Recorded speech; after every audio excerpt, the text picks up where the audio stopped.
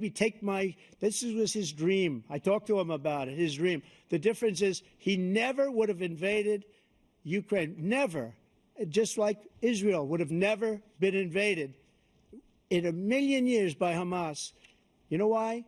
Because Iran was broke with me. I wouldn't let anybody do business with them. They ran out of money. They were broke. They had no money for Hamas. They had no money for anything, no money for terror. That's why you had no terror at all during my administration.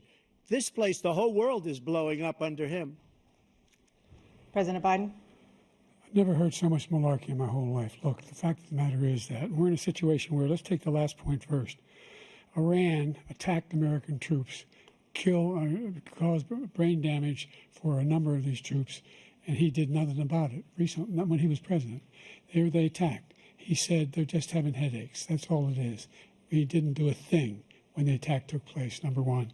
Number two, we got over 100,000 Americans and others out of Afghanistan during that airlift.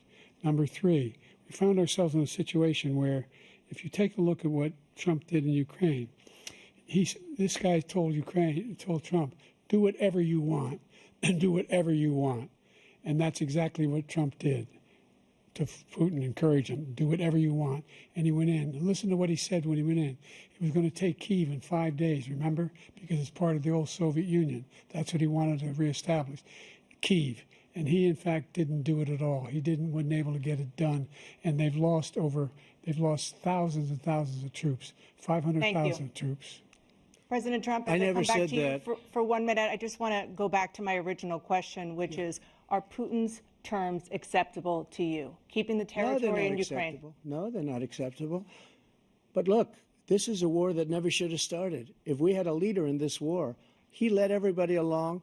He's given $200 billion now or more to Ukraine. He's given $200 billion. That's a lot of money. I don't think there's ever been anything like it. Every time that Zelensky comes to this country, he walks away with $60 billion. He's the greatest salesman ever.